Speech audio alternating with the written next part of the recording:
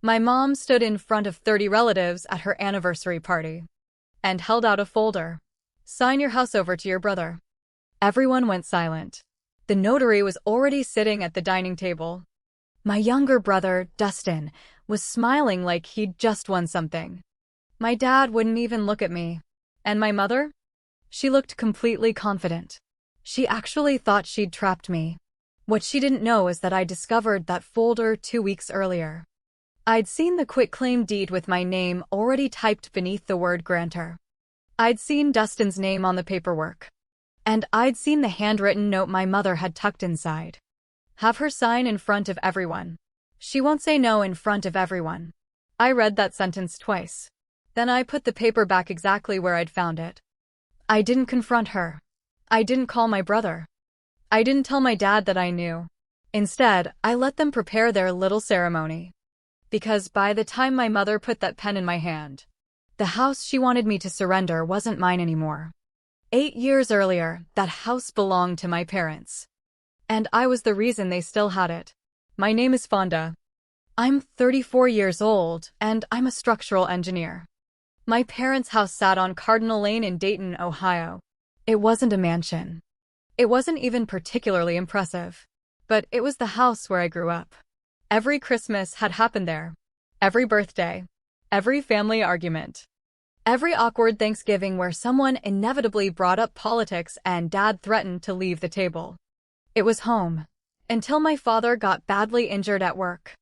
He couldn't work for months. The medical bills started piling up. My mother reduced her hours because someone had to take care of him. Then they missed a mortgage payment. Then another. Eventually, a foreclosure notice arrived. I still remember the afternoon my dad showed it to me. He was sitting at the kitchen table with the letter in front of him. He didn't say anything. He didn't have to. I'd never seen my father look so defeated. My mom was standing by the sink, pretending to wash a clean glass. She was crying. I looked at the notice. Then I looked at them. And I made a decision. I offered to buy the house. My parents stared at me. My dad immediately said no. He told me it was their responsibility. I told him I knew. Then I explained that I wasn't giving them the house. I was buying it. We had it professionally appraised, and I purchased it for $180,000, the fair market value at the time. I took over the mortgage. I took responsibility for the taxes. I took responsibility for the repairs. My parents stayed in the house.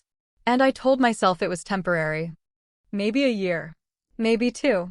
Until Dad recovered. Until Mom could work more hours. Until they got back on their feet. That was my first mistake. Because temporary has a funny way of becoming permanent. When you're the person everyone knows will keep showing up. For the next 8 years, I paid the mortgage. When the furnace broke, I paid. When the roof needed repairs, I paid. When the plumbing backed up, I paid. When property taxes came due, I paid. My parents didn't pay rent. Not once. I didn't complain. They were my parents. And I kept telling myself that family wasn't supposed to keep score. But apparently, I was the only one who believed that. Because while I was quietly paying bills, my younger brother Dustin was becoming the favorite child. Dustin had always been different in my parents' eyes. He could arrive late to dinner and somehow get praised for making an appearance. He could call Mom for money and she'd ask what he needed before asking why. When I paid a major bill, nobody mentioned it. When Dustin bought Mom flowers, she talked about it for a week. When he helped Dad carry a box, my father told everyone how dependable he was. Meanwhile, I could spend thousands fixing the house and receive a casual, "Thanks, honey." At some point, I became the responsible one.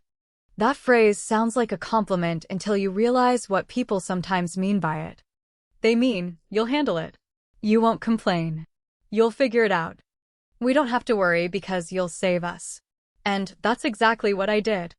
Until eventually, after years of payments, I made the final mortgage payment. I remember sitting in my car afterward. The payment confirmation was on my phone. I stared at it for a long time. The house was finally paid off. I thought about everything I'd put into it. 8 years. Thousands of dollars. Countless weekends. Emergency repairs. insurance, taxes. I didn't want applause. I didn't want money. I wanted one sentence.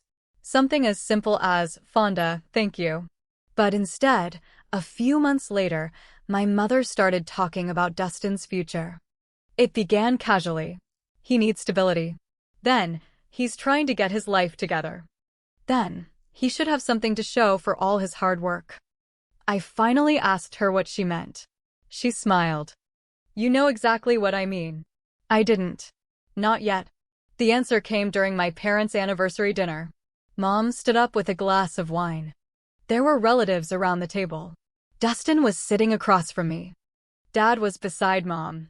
She started talking about family, about loyalty, about how children should support their parents. Then she looked directly at me. "Your brother has done more for this family than you ever could." The room went quiet. For a second, I actually laughed. I thought she'd made a joke. She hadn't. I looked at Dustin. He didn't defend me. He didn't even look at me. He just lowered his eyes. That hurt more than my mother's words, because it told me he knew. Something inside me finally shifted. I'd spent years telling myself my family didn't appreciate me, because they didn't understand what I was doing. But that wasn't true. They understood. They just considered my sacrifices normal. They saw me as useful. And once I understood that, I stopped trying to convince myself otherwise. A few days later, Mom asked me to come by the house. She said she needed help organizing decorations for their anniversary party. I almost didn't go, but I did. And that's when I found the folder. It was underneath a stack of old photographs near the gift table. I moved the photographs aside. There it was. A legal folder. At first, I assumed it was related to the anniversary. Then I saw my name, Fonda Farrell. I opened it. My stomach dropped. It was a quitclaim deed. My name was listed as the grantor. Dustin's name was among the people who would benefit. I read it again. Then again. I wasn't misunderstanding it. They wanted me to transfer the house. The house I had purchased. The house I had paid for. The house I had maintained. The house I had finally paid off. And then I found the handwritten note. Have her sign in front of everyone. She won't say no in front of everyone. I stood there staring at those words. That was the moment I understood everything. The anniversary party wasn't really an anniversary party. It was a setup. My mother wasn't planning to ask me privately. She wanted an audience.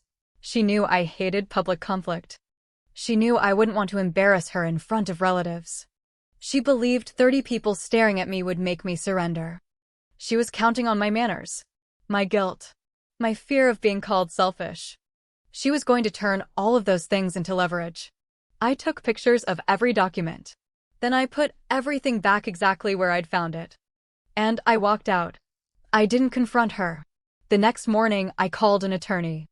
I showed him the photographs. He looked through them carefully. Then he explained the situation. The paperwork didn't magically transfer ownership. They couldn't simply decide the house belonged to Dustin. They needed my cooperation. They needed my signature. That was their weakness. I sat in my car after the meeting and thought about the sentence my mother had written. She won't say no in front of everyone. She was right about one thing. I probably wouldn't make a scene, but she'd completely misunderstood what my silence meant. Silence didn't mean surrender. It meant I was thinking. And once I started thinking, I realized something important. Why was I still protecting a situation that had never protected me? I wasn't obligated to keep my parents in that house forever. I wasn't obligated to hand Dustin the property I'd spent 8 years paying for. And I certainly wasn't obligated to stand in front of 30 people and pretend this was some loving family tradition. So I made a decision. I was going to sell the house. Not because I wanted revenge. Not because I wanted my parents homeless. And not because I wanted Dustin to suffer. I simply decided that I was done allowing my family to treat my property like a family inheritance that I was temporarily holding. It was mine. I was allowed to decide what happened to it. I found a buyer. The house sold for $285,000 cash. The closing happened before my parents' anniversary party. The deed was recorded. The transaction was complete. The house was no longer mine. And it certainly wasn't Dustin's. But I didn't tell my parents. Instead, I did something they probably never expected. I helped them. I gave them 60 days to move. I found a nearby apartment they could afford. I arranged moving assistance. I made sure they had enough time to transition. I wasn't trying to punish them.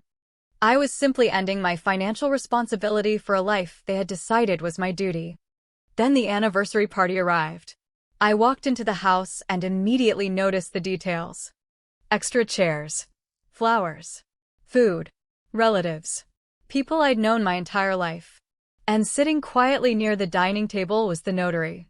My mother greeted me with a smile. She looked almost excited. She thought she had won. After dinner, my father gave a speech. Then Mom stood up. She thanked everyone for coming. She talked about their marriage, their struggles, their family. Then she started talking about sacrifice. She said parents deserved to know their children would take care of them. I already knew where this was going. Then she looked at me. "Fonda, come here." I walked over. She pulled the folder from beneath the table. My heart didn't race. I already knew what was inside. Mom opened it dramatically. "This is something we've been discussing for a while." Dustin smiled. Mom placed the papers in front of me. "We want you to sign your house over to your brother." A few people clapped. I looked around the room. 30 people. The notary. My father. My brother. My mother. Exactly the audience she'd chosen. Exactly the pressure she'd planned. Mom slid the pen toward me. "Sign it, sis." I picked up the first page. Then I put the pen down. Mom frowned. "What are you doing?" "I can't sign this." Her face tightened. "Why?" I looked at her. "Because I don't own the house anymore." Nobody moved. Dustin stopped smiling. Dad finally looked at me. Mom blinked. "What did you say?" "I sold it." Her voice dropped. "When?" "Tuesday morning." She stared at me. "You sold your father's house?" I shook my head. "No, Mom." I looked directly into her eyes. "I sold my house." The room went completely silent. Then I placed the recorded sale documents on the table. Beside them, I placed the 60-day notice. Then the apartment information. Then the moving arrangements. Mom looked down at everything. Her hands started shaking. "You can't do this." "I already did." She looked at Dad. He said nothing. Then she looked at Dustin. For the first time that night, my brother looked genuinely nervous. Mom whispered, "But this was supposed to be his." "I know. Where are we supposed to live?" "I found you an apartment about 15 minutes away. You have 60 days. I've also arranged the movers." She stared at me. "You planned this?" "No." I looked around the room. "You planned yours." Then I looked back at her. I just stopped participating. Nobody spoke. The silence was different now. It wasn't the uncomfortable silence from earlier. It was the kind that happens when everyone realizes they have just witnessed something they weren't prepared for. Then Mom said the sentence I'd heard my entire life. "Your brother has done more for this family than you ever could." I looked at Dustin, then back at her. "You're right." She seemed surprised. I continued. "He has." I paused. "So now you can finally find out exactly how much more he can do." I left before anyone could answer. My father followed me outside. He stood beside my car for several seconds without saying anything. Then he finally spoke.